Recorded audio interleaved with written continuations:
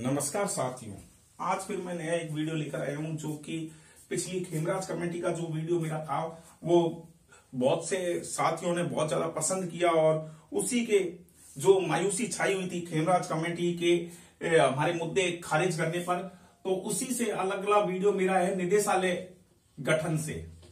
मंत्रालय कर्मचारियों के शायद बजट में सीएम साहब ये घोषणा कर देंगे निदेशालय गठन की मंत्रालय कर्मचारियों के, तो उसी से संबंधित ये वीडियो है कि जो खेमराज कमेटी में हमें नहीं मिल पाया वो शायद हमें इस निदेशालय गठन से शायद हमारे को वो मिल जाए।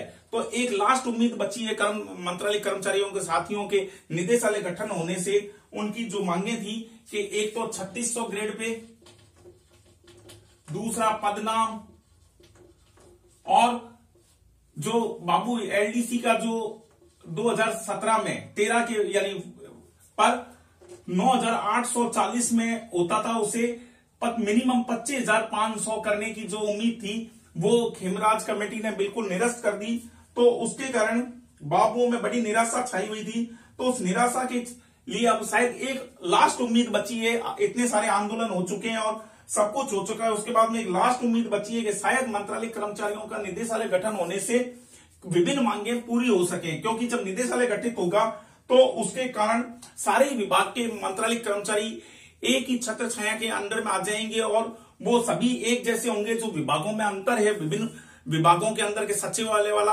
एक ही भर्ती परीक्षा से आते हैं कार्मिक, लेकिन उनके ग्रेड पे और उनकी पदोन्नति का अवसर अधिक है, और दूसरे जो अन्य विभागों में रह जाते हैं वो उनका वेतनमान भी कम है और उन्हें पदोन्नति के अवसर भी नहीं मिलते। और कुछ डिपार्टमेंट सचिवालय के अलावा ऐसे हैं जहां पर कार्मिकों के बहुत जल्दी प्रमोशन होते हैं और वो अन्य लाइनों में भी पहुंच जाते हैं, जैसे ये आपके एसआई ऑफिस, एसआई का मतलब स्टेट इंश्योरेंस एंड प्रावधायी निधि विभाग वाले में, वहां पर उप निदेशक की पोस्ट तक वो जा सकते हैं। दूसरे विभागों में वो तहसीलदार और उससे ऊपर भी पोस्टों में जा सकते हैं, जबकि कुछ विभागों के अंदर मंत्रालय कर्मचारी एलडीसी भर्ती होता है, वो सहायक प्रशासनिक या अधिक से अधिक अतिरिक्त प्रशासनिक अधिकारी की पदोन्नति लेकर के ही उसकी रिटायरमेंट हो जाती है। तो वो विसंगति भी दूर हो जाएगी। तो देखिए, निदेशालय गठन से जो खेमराज कमेटी में मांगे थी 3600 ग्रेड पे, उनको खारिज कर दिया था।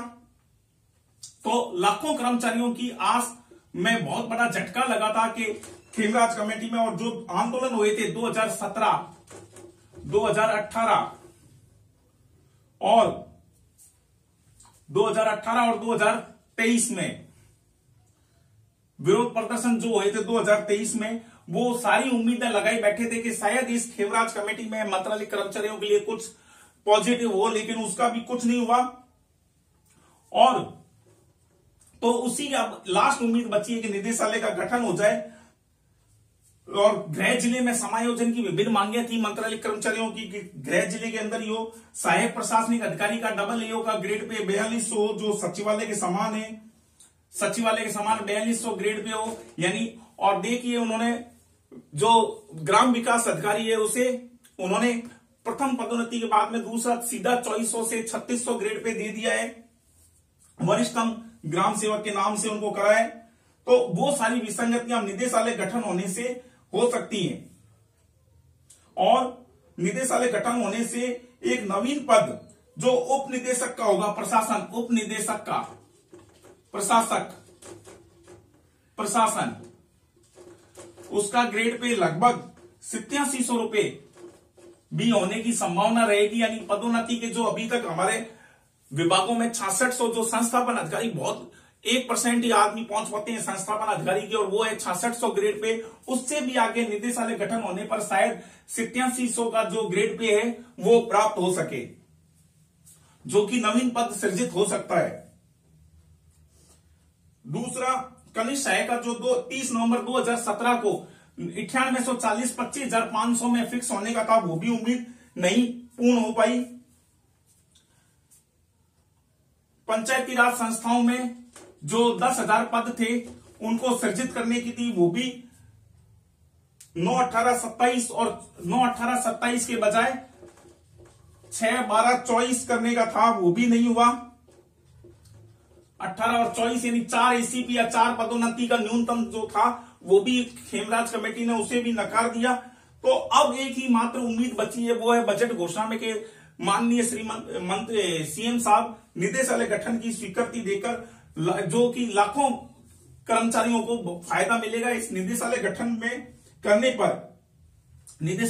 करने पर जो वाहन चालक हैं और चतुर्थ श्रेणी कर्मचारी, उन सबको निदेशालय गठन से बेनिफिट मिलेगा। तो लगभग वो 1,50,000 कार्मिकों को सीधा बेनिफिट मिलने की संभावना रहेगी, क्योंकि जब निदेशालय गठन हो जाएगा तो सभी विभागों का एक ही डायरेक्टरेट होगा, और जैसे अकाउंट सर्विस और सूचना सहायक और इनका है कि एक ही उनका डायरेक्टरेट है, तो उनकी सबों की वरिष्ठता एक रहती है, सारे डिपार्टमेंटों की अलग अलग वरिष्ठता नहीं रहती, जिससे कि पदोन्नति के समान अवसर प्रदान होंगे और उन्हें गृह जिला मिलने की पूर्ण संभावना रहेगी।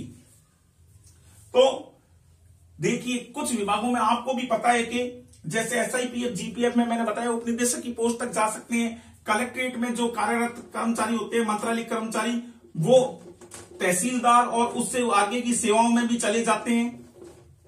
और पहले आरटीओ ऑफिस में, यानी आरटीओ जो ऑफिस था उसमें इंस्पेक्टर की पोस्ट से भी वो जा सकते थे मंत्रालय कर्मचारी। एसआईपी, जीपीएफ में उप निदेशक की पोस्ट तक जा सकते थे। तो वो सब निदेशालय बढ़ने से सभी को समान अवसर मिलेंगे। ऐसे ही कुछ भर्ती प्रक्रियाओं में, भर्ती परीक्षाओं में मंत्रालय कर्मचारियों, कुछ ही डिपार्टमेंट के मंत्रालय कर्मचारियों का कोटा होता है। जैसे सेल टैक्स ऑफिस वालों को 12.5% आरएएस की भर्ती में रिजर्वेशन मिलता है। तो निदेशालय गठन होने से सभी मंत्रालय कर्मचारियों को आगे उच्च भर्तियों में पदोन्नति का विशेष कोटा रहेगा, जिससे उन्हें अवसर प्रदान होंगे। इसी प्रकार के विभिन्न इनमें पहुंच सकते थे, लेकिन कुछ डिपार्टमेंटों में आपको मालूम है कि पदोन्नति के अवसर कम होते हैं और आगे की पोस्टें कम होती हैं, तो उसके कारण वो केवल मात्र सहायक प्रशासनिक, अतिरिक्त प्रशासनिक अधिकारी तक ही पहुंच पाते हैं और उनकी सेवानिवृत्ति हो जाती है। तो निदेशालय गठन होने से वो सारे उच्च पदों पर भी मंत्रालय साथी हमारे जो है वो पहुंच सकते हैं, क्योंकि आपको मालूम है कि जब निदेशालय एक होगा तो सबों की वरिष्ठता एक ही, यानी सबों की मिलाकर के रहेगी। जो एग्जाम से आते हैं और जो अनुकंपा नियुक्ति प्राप्त करते हैं तो उनकी मेरिट सबों की एक होगी। तो यानी मेरिट एक का मतलब है उनकी सीनियरिटी। अब सरकार उसको कैसे निर्धारित करती है वो सरकार के ऊपर है, तो उसके आधार पर अवसर अधिक रहेंगे। क्योंकि कुछ डिपार्टमेंटों में तो मैंने बताया कि पदोन्नति के बहुत कम अवसर हैं, और कुछ डिपार्टमेंटों में पदोन्नति के बहुत ज्यादा अवसर प्रदान है। और वो छोटी सी मेरे साथ की भर्ती के साथियों, कई दोस्त आज अतिरिक्त प्रशासनिक अधिकारी पहुंचे हुए हैं, जबकि मेरा पिछले साल ही सहायक प्रशासनिक अधिकारी में हुआ है। तो उससे भी लोगों को बहुत बेनिफिट मिलेगा।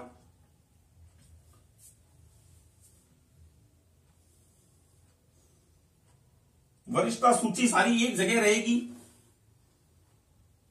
समान अनुपात में प्रमोशन की संभावना रहेगी। वरिष्ठता एक समान एक जगह रहेगी।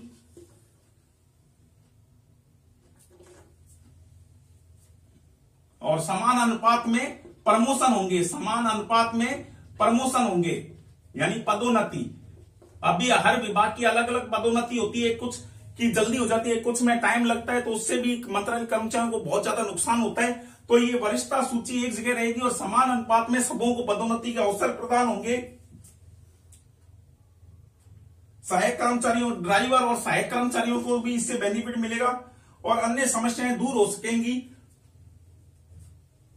संस्थापन अधिकारी पोस्टिंग और पदोन्नति से जुड़े मामले और वेतन विसंगति से जुड़े पहलू भी इसमें शामिल हो सकते हैं, क्योंकि जब सभी डिपार्टमेंट एक साथ होंगे तो वो जो सचिवालय में और हमारे में अंतर है कि एक ही भर्ती परीक्षा से सभी आते हैं।